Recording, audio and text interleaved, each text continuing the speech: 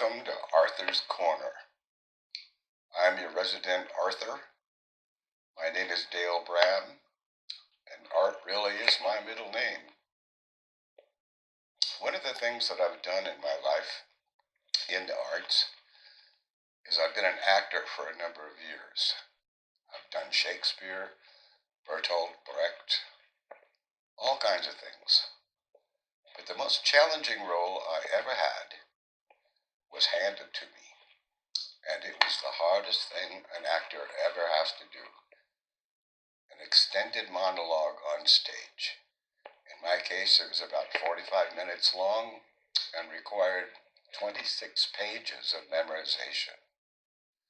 I played the part of Teddy, the Cockney promoter, from a play by Brian Friel called The Faith Healer.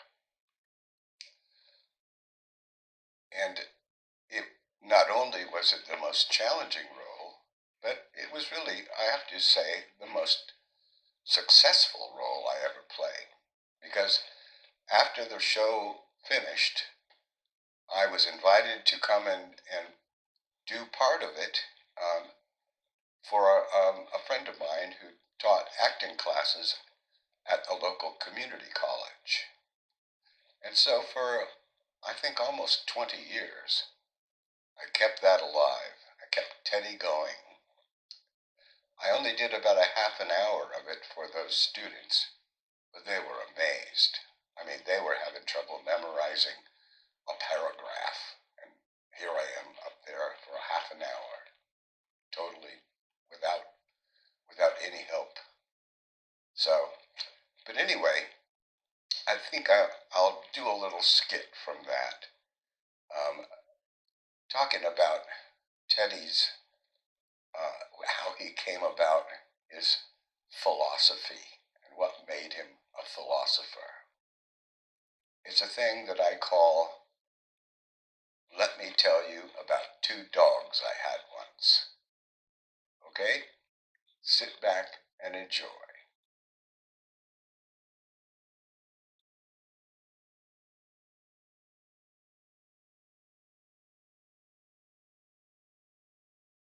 Someday, when I'm awfully low, when the world is cold, I will feel a glow, just thinking of you and the way you look tonight. Lovely, never change, keep that breathless charm. Won't you please arrange it, 'cause I love you, just the way you look tonight. How about that then, eh? Fred Astaire, one of the greats, old Freddie. Oh, I could listen to that all day. Just the way you look tonight. But did you ever look back over all the great artists? Well, old Freddie here, Lily Langtry, Sir Laurence Olivier, Harry Houdini, Charlie Chaplin, Gracie Fields. And did you ever ask yourself, what makes them all top liners? Well, I'll tell you. 3 things. Number 1, they have a talent that is both sensational and unique. Well, there's only one Sir Laurence, right? And number 2, they've got ambition this size. And number 3, not one of them has got 2 brains you could rub together. I mean it, I promise you.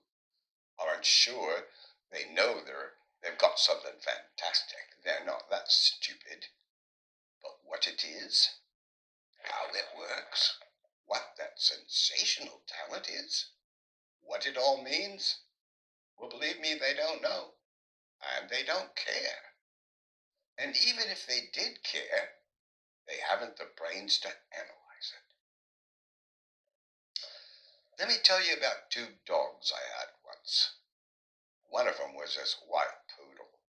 Oh, and she was so brilliant. Well, I mean to say, that dog, she knew what you were thinking before you even thought of it yourself. Before I'd come home at night, You know what that dog would do? She'd switch on the electric fire, pull the curtains, and have a bottle of beer in my slippers sitting here beside my chair. But put her in front of an audience, fell apart, couldn't do nothing, right? Now the other dog, he was a whippet. Well, maybe you remember him. Rob Roy, the piping dog. Well, it was quite a few years ago. Anyway, you see that whippet. I mean, he was fantastic. Well, I mean to say, how many times in your lives has it been your privilege to hear a 3-year-old male whippet dog play Come Into the Garden Maud on the bagpipes and follow for his encore with Plaisir d'Amour? Okay, agreed. Sensational talent and ambition. Well, I couldn't stop him rehearsing. Morning and noon and night he'd be blowing that bloody thing, working them bellows with his back leg. I mean, all night long if I'd let him. That's all he lived for, was being on top of the heap. And brains. Had he brains, that whippet? Well, I had that dog for 4.5 years before he expired from pulmonary exhaustion. And in all that time, that whippet never even learned his own name. I mean, apart from his musical genius, that whippet in human terms was educationally subnormal. A retarded whippet, in fact. Oh, I'd stub my toe on something and say, God! And he'd come running to me wagging his tail. I tell you. Well, I'll give you another example.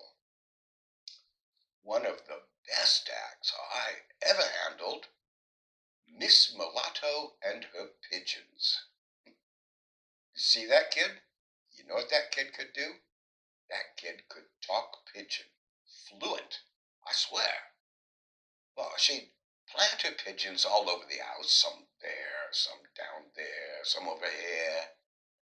And then she'd stand in the center of the stage, and this great flood of pigeon would come out of her.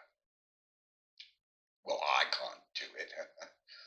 I can't even speak English, but this flood of pigeon would come out of her, and suddenly all those birds, 120 of them, and I should know, 6 to a box, 20 boxes. I mean, that's when I had to buy the van.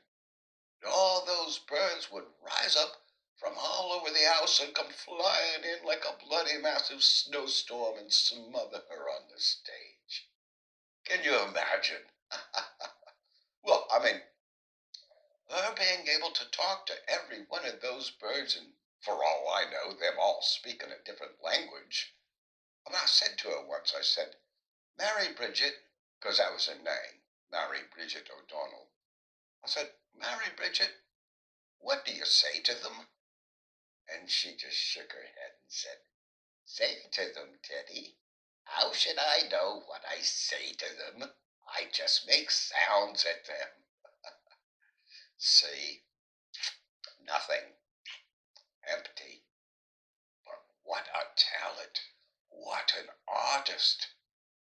And I'll tell you another thing. When those birds all died, every one of them, just like that, vet said it was a case of the gallop and shingles. But when those birds all died, Mary Bridget never worked again. I mean, it'd be as if, as if somebody had sat on Yehudi Menuhin's fiddle and smashed it. God, bloody artists. Spend your life in show business, dear art. You become a philosopher.